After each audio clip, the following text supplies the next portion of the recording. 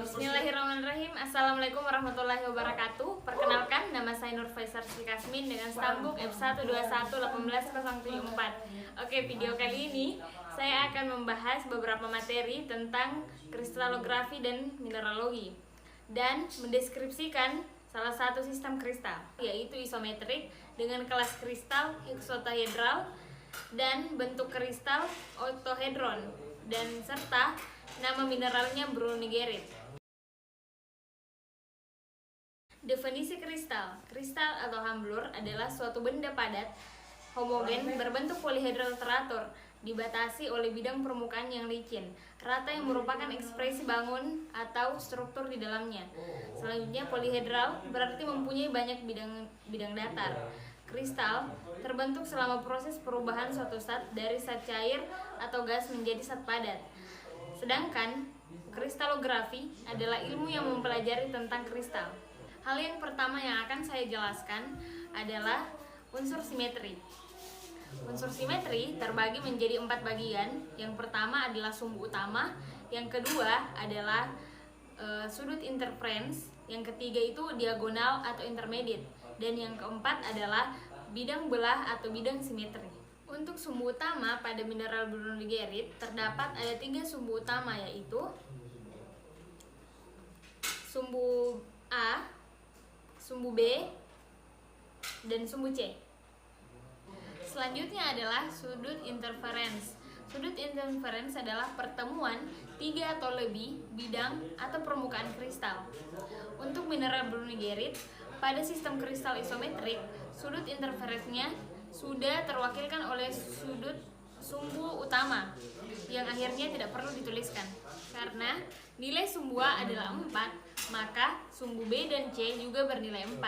Itu dikarenakan karena semua sisi pada sistem kristal ini memiliki ukuran yang sama, sehingga terdapat 3 sumbu bernilai 4 dan dinotasikan menjadi A3, A4.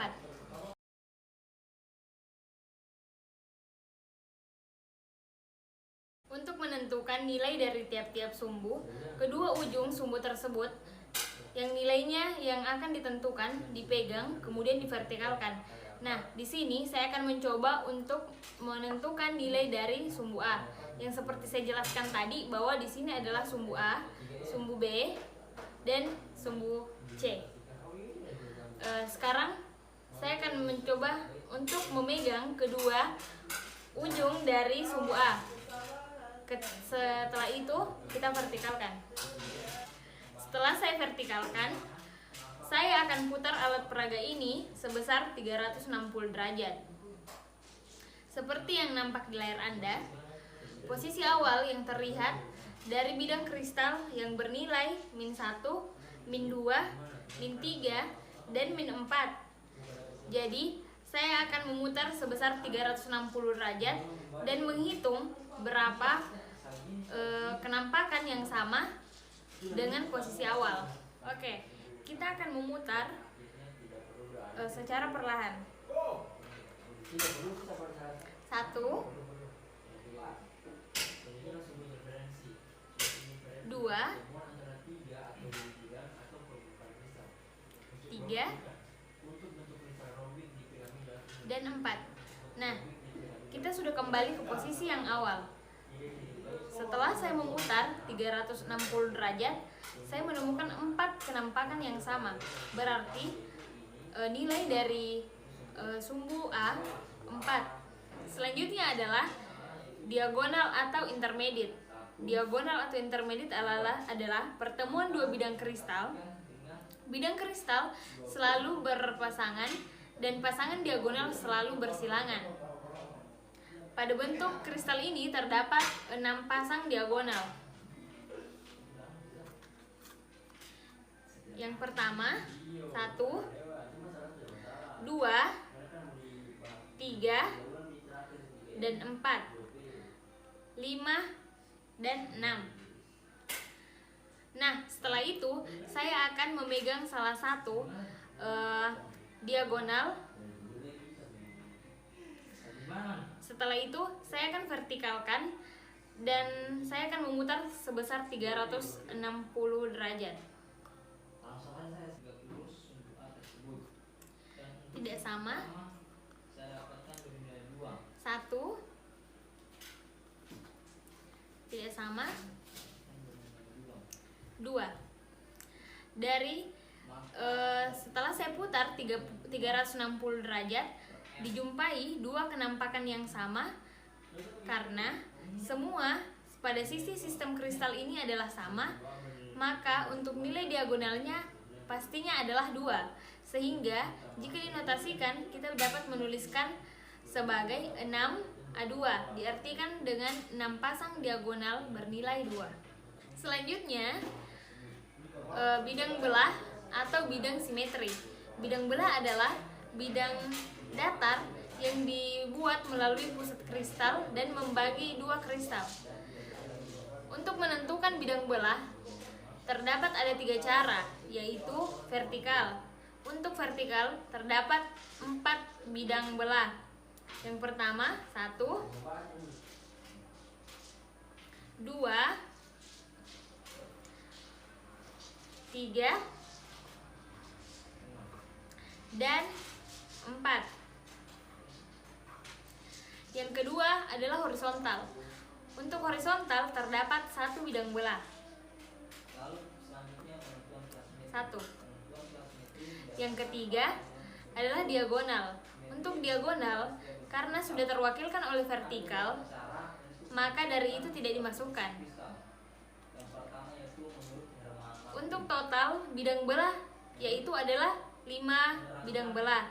Kemudian 5 bidang belah ini sifat pencerminannya ditunjukkan adalah sama atau simetris, lalu dinotasikan menjadi M. Maka dapat dituliskan sebagai 5M PC.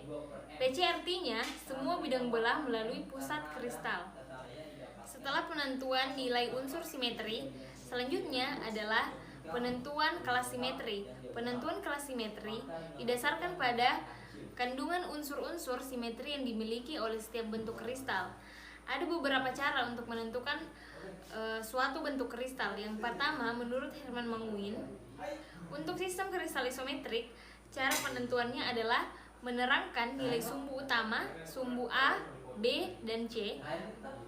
Mungkin nilai 4 atau 2 yang tidaknya bidang simetri yang tegak lurus sumbu A tersebut. Dan untuk sumbu utama, saya dapatkan bernilai 4. Maka dari tegak lurus tersebut, sumbu A tersebut, dan untuk sumbu utama saya dapatkan bernilai 4. Maka dari itu kita notasikan dengan 4/M. Kenapa saya tambahkan M? Karena terdapat bidang simetri yang tegak lurus terhadap sumbu utama. Yang kedua, menerangkan sumbu simetri bernilai 3. Apakah sumbu simetri yang bernilai 3 itu juga bernilai 6? Pada sistem kristal ini tidak dituliskan karena telah diterwakilkan oleh sumbu utama. Maka bagian kedua ini kita berikan garis datar.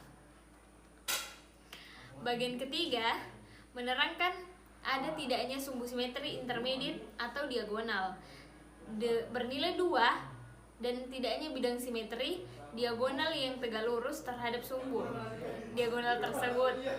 Bagian ketiga dinotasikan dengan 2/M atau tidak ada nilai sumbu simetri yang saya dapatkan tadi adalah 2. Dan juga terdapat bidang simetri yang tegak lurus dengan sumbu simetri. Jadi, maka bagian ketiga dinotasikan dengan 2/M. Nah, ini dia adalah deskripsi sistem kristal yang saya jelaskan tadi.